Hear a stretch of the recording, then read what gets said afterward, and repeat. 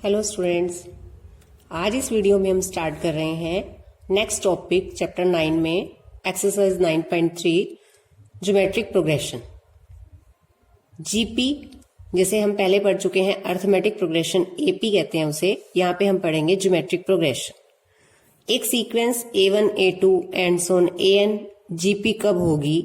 If A2 by A1 next term का first term से दो कंजिक्यूटिव टर्म्स में ratio A2 by A1 is equal to A3 by A2, और अगर generally कहें देन AK प्लस 1 बाय इस term से पहले वाली टर्म हुई AK is equal to R। इसे R का नाम दिया है, इसे कहते हैं कॉमन रेशो। ये कांस्टेंट के इक्वल है। अगर हम किसी भी दो कंजिक्यूटिव टर्म में रेशो निकालें तो पूरी जीपी के सभी टर्म्स के लिए वो रेशो एक इक्वल आएगी, कांस्टेंट टर्म आएगी। तब इस टाइप की सीक्वेंस को हम जीपी कहते हैं। तो जीपी किस फॉर्म में हो जाएगी? फर्स्ट टर्म को अगर हम ए लें तो second term A R square. अब अगर हम इसकी कॉमन रेशो निकालें, ए आर बाय ए करेंगे तो ए से ए कैंसिल हो जाएगा, आर आ जाएगा। ए आर स्क्वायर को ए आर से डिवाइड करोगे, ए आर कैंसिल हो जाएगा तो आर बचेगा। तो इस टाइप की जीपी, इस टाइप की सीक्वेंस बनती है GP. A R square, next term A R cube. A क्या है यहाँ पर? फर्स्ट टर्म, और आर है कॉमन रेशो। जिस तरह एपी में डी होता है कॉमन डिफरेंस, यहाँ पर है आर कॉमन रेशो। अब हमने जनरल टर्म लिखनी है जीपी की। फर्स्ट टर्म देखेंगे, फर्स्ट टर्म क्या है? ए के इक्वल है फर्स्ट टर्म A1 A, और इसे हम ऐसे भी लिख सकते हैं A R raise to power 0, क्योंकि हम यहाँ जनरल टर्म बनाएंगे, जनरल फॉर्मूला बनाएंगे। ऐसे ही A2 सेकेंड टर्म यहाँ पर है ए आर, इसे आप लिख लो A R raise to power 1। Third term है A3 ए आर स्क्वायर के इक्वल, तो इसे लिख सकते हैं ए आर की पावर 3 माइनस 2। ये भी कह सकते हो आप 3 माइनस 1। ऐसे ही यहां पर ए आर 1 को आप क्या कह सकते हो? ए आर की पावर 2 माइनस 1। तो अब यहां पे हम ये देखेंगे कि हमारे पास अगर जनरल टर्म लिखनी हो, A2 है सेकंड टर्म है तो ए आर की पावर 1 है सेकंड टर्म है।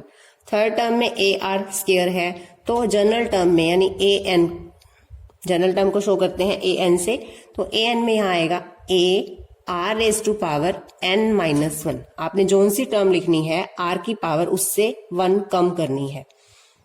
यहां पर फर्स्ट टर्म है तो आर की पावर 0 है, सेकंड टर्म में आर की पावर 1 है, थर्ड टर्म में आर की पावर 2 है, तो nth टर्म में आर की पावर n माइनस 1 होगा। तो ये है जीपी की जनरल टर्म। नेक्स्ट पढ़ते हैं हम sum of n terms of A GP. Sum to n terms of A GP, SN लिखते हैं इसे, sum to n terms. A plus A R, second term A R plus A R square plus nth term होगी A R raise to power n minus 1। अब हमें इसका सम निकालना है। तो यहां पर दो केस है, एक तो r की वैल्यू अगर 1 है और r की वैल्यू 1 के इक्वल नहीं है। तो फर्स्ट केस करते हैं, जब r की वैल्यू 1 है, जब कॉमन रेशो 1 होगी तब हमारे पास SN हो जाएगा A। R की वैल्यू 1 पुट करेंगे तो सेकंड टर्म भी A हो जाएगी, यहाँ R की वैल्यू 1 पुट करेंगे तो A। इसी तरह से सभी टर्म में यहाँ पे हमारे पास आएगा A। अब A प्लस A तो कितनी बार है ये, कितनी टर्म्स है? n टाइम्स है, तो n टाइम्स A है तो n इंटू A। तब हमारे पास SN हो जाएगा n A के equal if R is equal to 1 है। और अगर R 1 के इक्वल नहीं है तब हमने SN का फॉर्मूला करना है। तो यहां हम फर्स्ट इक्वेशन को R से मल्टीप्लाई कर रहे हैं, मल्टीप्लाइंग इक्वेशन 1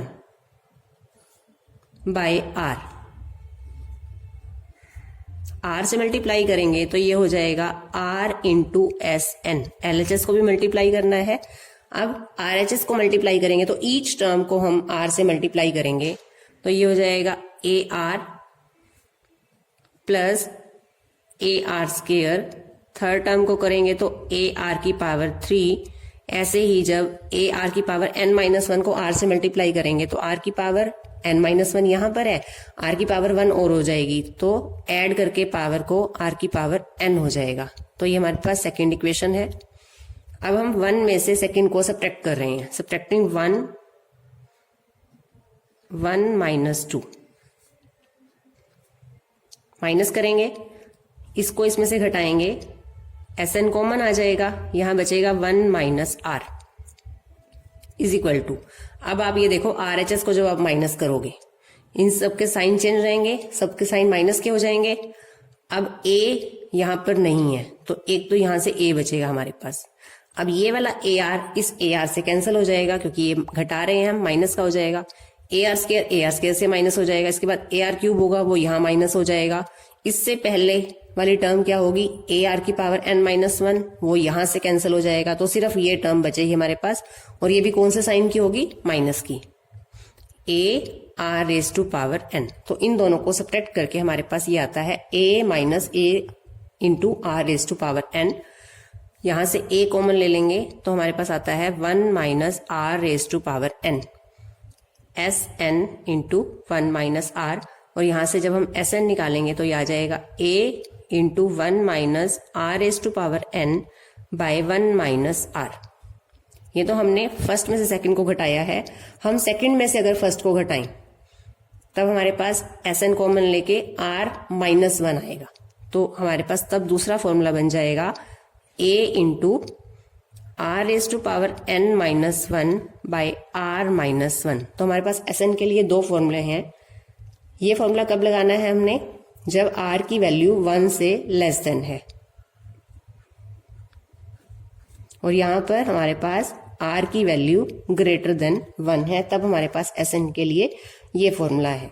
अगर r इक्वल टू 1 है तब Sn sum of n terms है Na। इफ r की वैल्यू लेस देन 1 है तो Sn के लिए a into 1 minus R raise to power n by 1 minus r। If r is greater than 1 then Sn is equal to a into R raise to power n minus 1 by r minus 1।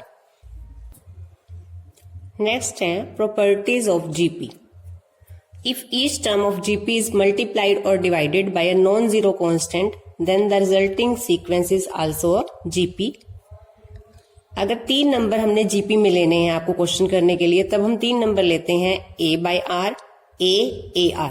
जैसे AP में लेते हैं हम A minus D, A plus D, तो ऐसे ही यहाँ पर क्योंकि रेशो है तो A by R, A और AR। 3 नंबर हमें गिवन है A, B, C, और ये तीनों नंबर GP में है, तब जो GP है कॉमन रेशो इक्वल रहती है, तो हमें पता है तो B by A is equal to C by B होगा, A2 by A1 is equal to A3 by A2। Cross multiply करेंगे तो यहां से आ जाएगा B square is equal to AC। अगर 3 नंबर GP में है A, B, C, तो हमारे पास ये फॉर्मूला होता है B square is equal to AC। AP के लिए हमने अर्थमेटिक मीन पढ़ा था, यहाँ पे GP में होता है ज्योमेट्रिक मीन। जिस तरह से यहाँ पर 3 नंबर हैं, अगर हमारे पास कोई 2 नंबर हैं A और B, और उसके बीच में हमने कोई एक नंबर लिया है G, और ये तीनों नंबर अब GP में अगर हैं, इफ A G B, अगर 2 नंबर हैं A B और हमने तीसरा नंबर इसके बीच में G लिया है, ये तीनों अगर GP में हैं, तो हमारे पास फॉर्मूला है G square is equal to AB आ जाएगा यहां से, जैसे ये था B square is equal to AC, तो यहां से आ जाएगा G square is equal to AB, और G की वैल्यू आ जाएगी यहां से रूट AB, और यहां पर G जो है वो है geometric mean between A and B। G is called geometric mean between A and B। Next करते हैं relationship between arithmetic mean and geometric mean. यहां पर हमने A अर्थमेटिक मीन और G ज्योमेट्रिक मीन लिया है, तो A का formula between A and B, 2 numbers के बीच में है ये, तो A किसके इक्वल होगा, arithmetic mean A plus B by 2, और G होगा रूट AB। ये दोनों हम कर चुके हैं, अर्थमेटिक मीन और ज्योमेट्रिक मीन। अब हमने इन दोनों में रिलेशन देखना है। यहां पर हम ले रहे हैं A माइनस G, तो A plus B by 2 minus root A B. LCM लेंगे यहां से, 2 एलसीएम आ जाएगा, a plus B minus root A B. A को लिख सकते हैं रूट ए का स्क्वायर, प्लस बी को लिख सकते हैं रूट बी स्क्वायर, माइनस यहां पे हमारे पास आया है एलसीएम लिया हमने 2 root A B, 2 root A into root B by 2। अब ये देखेंगे A square plus B square minus 2ab, ये फॉर्मूला किसका होता है, a minus B whole square, तो ये हो जाएगा root A minus root B का होल स्क्वायर बाय 2। ये परफेक्ट स्क्वायर है, एक नंबर का स्क्वायर, और ये नंबर कभी भी अब यहां से अंदर हमारा नेगेटिव हो लेकिन स्क्वायर करके वो नंबर पॉजिटिव हो जाएगा, तो यहां से आपकी जो भी वैल्यू आएगी वो ग्रेटर देन और इक्वल टू 0 होगी। इट मीन यानी कि यहां से जो वैल्यू आएगी वो पॉजिटिव होगी, नेगेटिव वैल्यू नहीं आ सकती, क्योंकि किसी भी नंबर का स्क्वायर कभी भी नेगेटिव नहीं होता। और बाय में 2 है तो 2 से डिवाइड करेंगे पॉजिटिव नंबर को तो पॉजिटिव ही आएगा। और 0 कब आएगा, if a is equal to B, सिर्फ उस केस में ये 0 के इक्वल हो सकता है, अदरवाइज ये ग्रेटर देन 0 होगा। यहां लिखेंगे कि जो root a minus root B का स्क्वायर है वो हमेशा पॉजिटिव ही होगा, इसलिए ये पूरा नंबर भी ग्रेटर देन इक्वल टू 0 आ जाएगा। अब हमारे पास यहां से आ गया है a minus G greater than equal to 0, तो यहां से क्या आ जाएगा, a is greater than equal to G. तो ये हमारे पास रिलेशन है अर्थमेटिक मीन और ज्योमेट्रिक मीन में। Arithmetic mean is always greater than equal to geometric mean. Equal भी किस केस में होगा, if a is equal to b।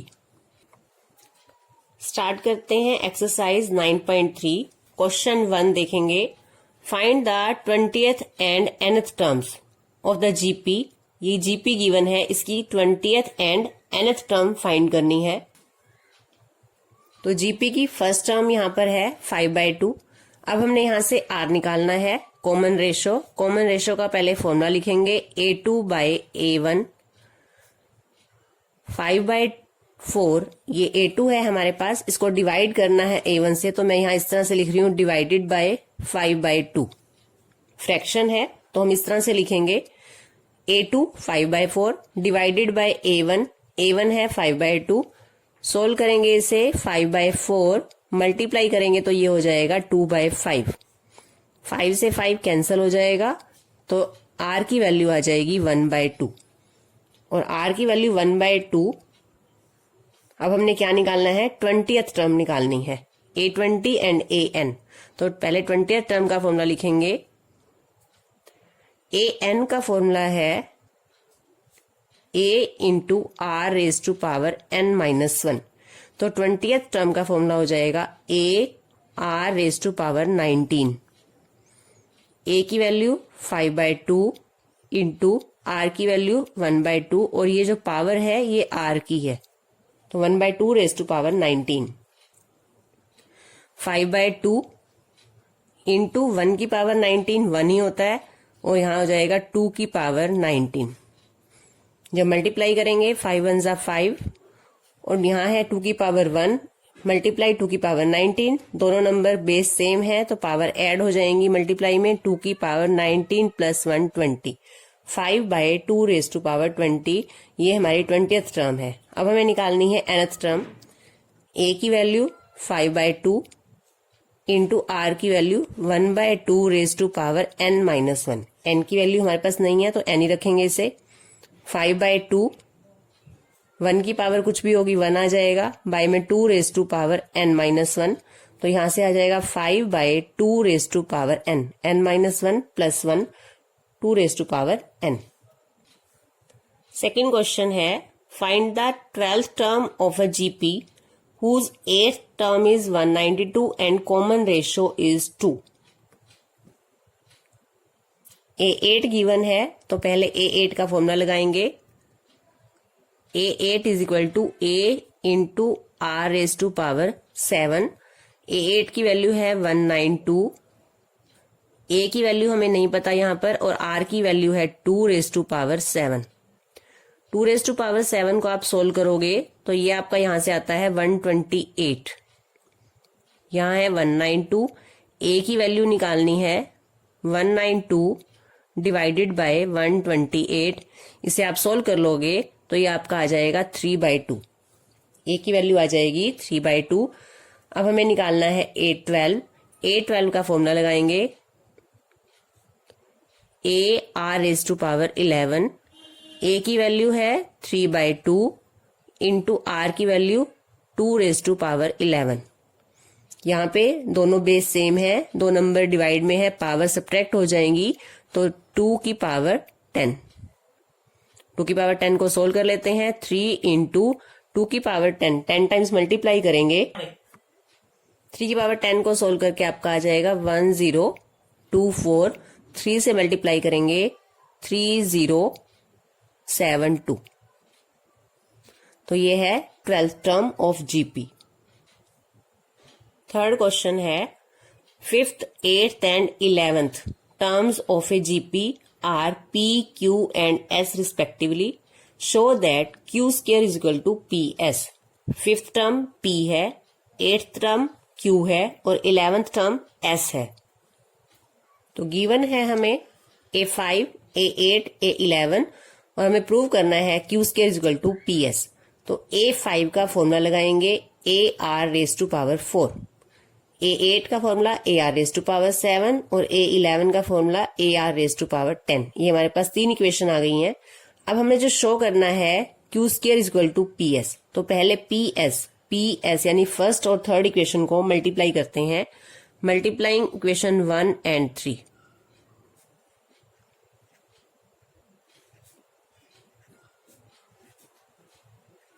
One और 3 को मल्टीप्लाई करेंगे तो पहले LHS को मल्टीप्लाई करो।